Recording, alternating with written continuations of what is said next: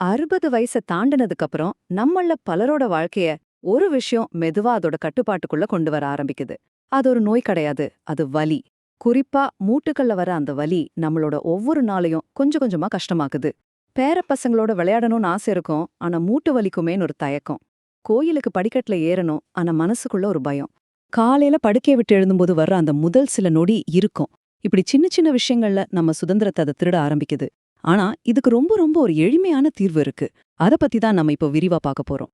இந்த வலிய நாம கண்டுக்காம விட்டோம்னா, அது நம்ம சுதந்திரத்தையே மொத்தமா திருடிட்டு போயிடும். சுதந்திரம்னா என்னங்க பெரிய விஷயமா? இல்லவே இல்ல. காலையில யார்கிட்டயும் உதவி கேட்காம எழுந்திருச்சு நடக்கிறது, தனியா கடைக்கு போயிட்டு வர்றது, சாயங்காலம் ஃப்ரெண்ட்ஸோட பார்க்ல உட்கார்ந்து பேசுறது, இந்த மாதிரி சின்ன சின்ன சந்தோஷங்கள தான் இந்த வலி கொஞ்சம் கொஞ்சமா நம்ம கிட்ட இருந்து பறிச்சிடுது. இது ஒரு வார்னிங் பெல். நீங்க இத கவனிச்சிருக்கீங்களா? முதல்ல சும்மா காலையில எழுந்திருக்கும்போது மட்டும் லைட்டா ஒரு மாரி பிடிக்கும். ஒரு 10 நிமிஷம் நடந்தா சரியாயிடும். அப்புறம் போக போக கொஞ்ச தூரம் நடந்தாலே வலி அதிகமாகும். இன்னும் கொஞ்ச நாள்ல சும்மா சேர்லேருந்து எழுந்தா போதும், அப்படான்னு ஒரு சத்தம் நம்ம கிட்ட இருந்தே வரும். ஒரு வலி நம்மள புடிச்சுக்கும். மூட்டுகள்ல இருந்து டிக் டிக்னு சத்தம் கேட்க ஆரம்பிக்கும். இது மெதுவா நம்ம இயக்கத்தையே கட்டுப்படுத்தி மனசுக்குள்ள ஒரு பயத்த விதைச்சிடும் இல்லையா? சரி, இது ஏன் நடக்குது? வயசாயிடுச்சு, அதான் வருதுன்னு நாமளே சமாதானம் பண்ணிக்கலாமா? கண்டிப்பா இல்ல. இதுக்கு பின்னாடி இருக்கிற காரணங்கள நாம சரியா புரிஞ்சுக்கிட்டா போதும். தீர்வு நம்ம கையில தான் இருக்கு. ஒரு எதிரிய ஜெயிக்கணும்னா முதல்ல அந்த எதிரிய பத்தி நாம முழுசா தெரிஞ்சுக்கணும். வாங்க, இந்த வலிக்கு பின்னாடி இருக்கிற உண்மையான காரணத்தை நம்ம தோண்டி பார்க்கலாம். வயசாகும்போது நம்ம உடம்புல இயற்கையாவே சில மாற்றங்கள் நடக்குது. இத நம்மளோட வண்டி மாதிரி நினைச்சுக்கோங்களேன். 2 எலும்புக்கு நடுவுல இருக்கிற குருத்தெலும்பு, அதுதான் நம்ம வண்டியோட ஷாக் அப்சார்பர். அது தேய தேய உராய்வு அதிகமாகும். சினோவியல் திரவம்னு ஒன்னு இருக்கு, அதுதான் இன்ஜின் ஆயில். அது காஞ்சு போச்சுன்னா மூட்டுக்கள் ஸ்மூத்தா இயங்காது. தசைகள் தான் வண்டியோட சாசிஸ். அது வீக்காச்சுன்னா மூட்டுகளுக்கு சரியான சப்போர்ட் கிடைக்காது. கடைசியா ரத்த ஓட்டம் கம்மியாகிறது, வண்டிக்கு பெட்ரோல் சரியா போகாத மாதிரி. இதெல்லாம் நடக்கிறது உண்மைதான். ஆனா இங்கேதான் ஒரு பெரிய ட்விஸ்ட் இருக்கு. இந்த இயற்கையான மாற்றங்களை நம்ம நிறுத்த முடியாது. ஆனா வலியா அதிகப்படுத்துற உண்மையான காரணம் வயசில்ல.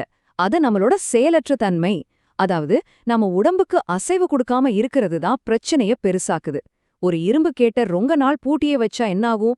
துருப்பிடிச்சு திறக்கவே முடியாது இல்லையா? அதே கதை தான் நம்ம மூட்டுக்கும். அசைவில்லாம இருந்தா அது இன்னும் இறுக்கமாகி வலிய இன்னும் அதிகப்படுத்தும்.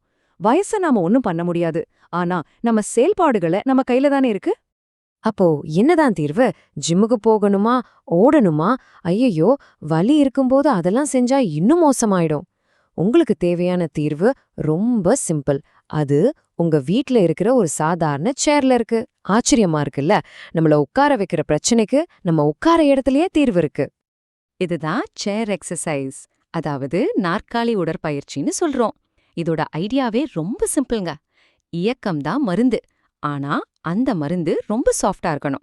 நம்ம உடல் எடை மொத்தம் மூட்டுல இறங்காம சேர்ல ஜம்முன்னு உட்காந்துக்கிட்டு மூட்டுகளுக்கு மட்டும் மெதுவா அசைவு கொடுக்கறது. இது எக்ஸசைஸ்னு சொல்றத விட நம்ம மூட்டுகளுக்கு நாம பண்ற ஒரு சின்ன ஹெல்ப்னு சொல்லலாம். சரி, இத பண்றதால என்னெல்லாம் நல்லது நடக்கும்னு பார்க்கலாமா? முதல்ல ரத்த ஓட்டம் சூப்பரா அதிகமாகும். மூட்டுகள்ல இருக்கிற அந்த திரவம் சீராகும். பலவீனமான தசைகள் கொஞ்சம் கொஞ்சமா பலமாகி நம்ம மூட்டுகளுக்கு ஒரு ஷீல்டு மாதிரி பாதுகாப்பு கொடுக்கும். இதோட விளைவா வலி கொஞ்சம் கொஞ்சமா குறைய ஆரம்பிக்கும். எல்லாத்துக்கும் மேல இது ரொம்ப ரொம்ப பாதுகாப்பானது. யார் வேணாலும் செய்யலாம். ஓகே, இப்போ உங்க மூட்டுகளுக்கு திரும்பவும் உயிர் கொடுக்கிற ஒரு 5 சிம்பிளான பயிற்சிய பார்க்கலாம். இத நீங்க கேட்ட உடனே கூட செய்ய ஆரம்பிக்கலாம். ஒவ்வொரு பயிற்சியும் சும்மா செய்யாதீங்க. உங்க மூட்டுகள் கிட்ட நீங்க பேசுற மாதிரி நினைச்சுக்கோங்க.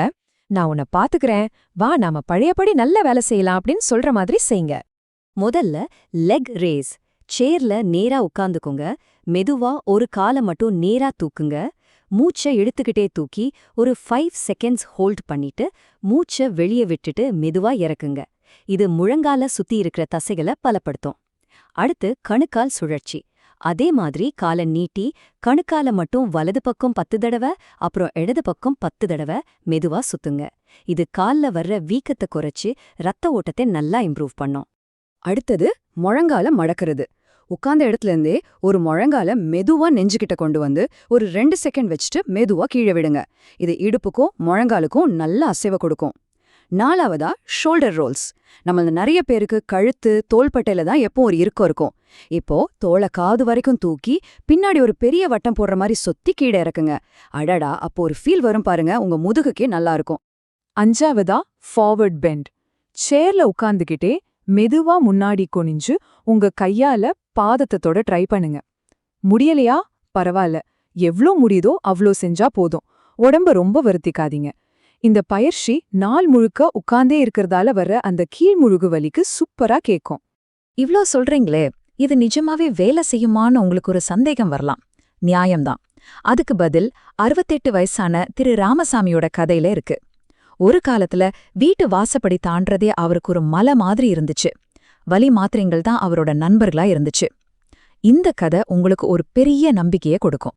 அவரோட 90 நாள் பயணத்தை கொஞ்சம் பாருங்களேன். முதல் நாள் மருந்து இல்லாம ஒரு 10 அடி கூட எடுத்து வைக்க முடியல. ஆனா நம்பிக்கையோட இந்த சேர் பயிற்சி ஆரம்பிச்சாரு. கரெக்டா 1 மாசம் கழிச்சு, அடேங்கப்பா, பெரிய மாற்றம். காலையில எந்திரிச்சா மரக்கட்ட மாதிரி இருந்த உடந்து இப்போ இல்ல, வலி பாதிக்கு பாதி குறைஞ்சிடுச்சு.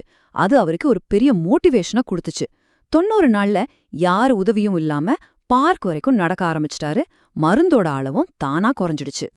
நான் மறுபடியும் என் கால்களை நம்ப ஆரம்பிச்சேன்னு அவரு சொன்னாரே, அது வெறும் வார்த்தைங்க இல்ல, வலியால போன தன்னம்பிக்கை திரும்ப கிடைச்சதோட சந்தோஷம். அது தான் உடம்பு தனக்கு கட்டுப்படுதுங்கிற அந்த உணர்வு இருக்கே, அடடா, அதுதான் இந்த சிம்பிள் பயிற்சியோட உண்மையான சக்தி. பொதுவா என்ன நடக்கும்னு யோசிச்சு பாருங்க. வலி வருது, உடனே நாம நடக்கிறத குறைச்சிடுறோம், நம்மள நாம பாதுகாக்கிறதா நினைச்சுக்கிறோம். ஆனா இங்கதான் நாம ஒரு வலையில மாட்றோம். நடக்காம இருந்தா தசைகள் இன்னும் வீக் ஆகும், மூட்டுகள் இன்னும் டைட் ஆகும், வலி இன்னும் அதிகமாகும். வலி அதிகமானா நாம இன்னும் நடக்காம இருப்போம். இது ஒரு முடிவே இல்லாத சர்க்கிள். இத வலியோட சிறைச்சாலைன்னு சொல்லலாம். இந்த சேர் பயிற்சி தான் அந்த சிறையோட சாவியே. ஓகே, இந்த பயிற்சிகள் ரொம்ப பவர்ஃபுல் தான். ஆனா இது கூட ஒரே ஒரு விஷயத்த நீங்க சேர்த்தீங்கன்னா இதோட ரிசல்ட் 100 மடங்கு அதிகமாகும். என்னவா இருக்கும் அது? ஏதாவது பெரிய மருந்தா இல்ல டானிக்கா? இல்லவே இல்ல. நம்ம எல்லார்கிட்டயும் இருக்கிற, ஆனா நாம கண்டுக்காம விடுற ஒரு விஷயம். அந்த ரகசியம் என்னன்னு தெரிஞ்சுக்க ரெடியா? அந்த ரகசியம் வேற ஒண்ணுமே இல்ல, போதுமான அளவு தண்ணி குடிக்கிறது தான். நம்மள நிறைய பேர் இத கவனிக்கிறதே இல்ல. யோசிச்சு பாருங்க, கதவு கீச் கீச்சுன்னு சத்தம் போட்டா என்ன பண்ணுவோம்? என்ன போடுவோம்ல? அதே மாதிரி தான் நம்ம மூட்டுக்கும் ஒரு லூப்ரிகேஷன், அதாவது ஒரு உயவு பொருள் தேவை. அந்த லூப்ரிகேஷனை கொடுக்கறதே தண்ணி தான். நம்ம குடிக்கிற தண்ணி தான் அந்த சினோவியல் திரவத்தை சீரா வச்சுக்க உதவுது. இங்க பாருங்க, இது உங்களுக்கு இன்னும் தெளிவா புரியும். நீங்க வெறும் எக்ஸசைஸ் மட்டும் செஞ்சா அது தசைகளுக்கும் ரத்த ஓட்டத்துக்கும் ரொம்ப நல்லது, மூட்டுகளுக்கும் அசைவு கிடைக்கும். ஆனா அது கூடவே நீங்க சரியா தண்ணி குடிக்கும்போது தான் அந்த மூட்டுகளுக்கு முழுமையான சப்போர்ட் கிடைக்குது. எக்ஸசைஸ் அசைவை கொடுக்குது, தண்ணி அதுக்கு தேவையான எண்ணெயை கொடுக்குது. இது ரெண்டும் சேரும்போது வலி பறந்து போயிடும். இதுதான் வின்னிங் ஃபார்முலா. அப்போ உங்களுக்கு தேவையான உண்மையான மருந்து என்ன தெரியுமா? கன்சிஸ்டன்சி, அதாவது விடாம தொடர்ந்து செய்யறதுதான். முதல் நாள் செஞ்சுட்டு ஒன்னும் ஆகலையேன்னு விட்டுறக்கூடாது. தினமும் ஒரு 10 நிமிஷம் ஒதுக்குங்க. ஒரு 30 நாள் செஞ்சு பாருங்க, மாற்றத்தை நீங்களே உணர்வீங்க. அது உங்க உடம்புல ஒரு புது பழக்கத்தை உருவாக்கும். 90 நாள் செஞ்சீங்கன்னா அது உங்க வாழ்க்கையே மாத்தும், இது நிச்சயம். அதனால உங்க சுதந்திரம் உங்க கையில தான் இருக்கு. இத்தனை நாளா வலி உங்க வாழ்க்கையை தீர்மானிச்சிருக்கலாம். ஆனா இனிமே நீங்க தான் உங்க வாழ்க்கையை தீர்மானிக்க போறீங்க. இத ஒரு முடிவா பார்க்காதீங்க. வலியிலிருந்து வெளிய வந்து சுதந்திரமா வாழப்போற ஒரு புது வாழ்க்கையோட தொடக்கமா பாருங்க. ஆக, நாம கத்துக்க வேண்டிய முக்கியமான விஷயம் என்னன்னா, மூட்டு வலிங்கிறது ஒரு ஆயுள் தண்டனை கிடையாது. அது நம்ம உடம்ப நமக்கு கொடுக்கிற ஒரு வார்னிங். என்ன, கொஞ்சம் கவனிச்சுக்கோ, எனக்கு கொஞ்சம் அசைவு கொடுன்னு நம்ம உடம்பு நம்ம கிட்ட கெஞ்சி கேக்குது. உங்க உடம்பு மறுபடியும் உங்க கண்ட்ரோலுக்கு வரும். அதுக்கு தேவையெல்லாம் என்ன? ஒரு சேர், தினமும் கொஞ்ச நேரம், அப்புறம் போதுமான தண்ணி. அவ்வளோதான். இப்போ முடிவு உங்க கையில. உங்க அடுத்த 90 நாள் எப்படி இருக்கணும்னு நீங்க ஆசைப்படுறீங்க? வழக்கம் போல வலியோட, தயக்கத்தோட அடுத்தவங்கள சார்ந்து இருக்கணுமா? இல்ல வலியிலிருந்து விடுபட்டு நம்பிக்கையோட சுதந்திரமா ஒவ்வொரு அடியையும் எடுத்து வைக்கணுமா? அந்த மாற்றத்துக்கான முதல் படி நீங்க இப்போ உட்கார்ந்துட்டு இருக்கிற இந்த சேர்ல இருந்தே ஆரம்பிக்குது. யோசிச்சு பாருங்க.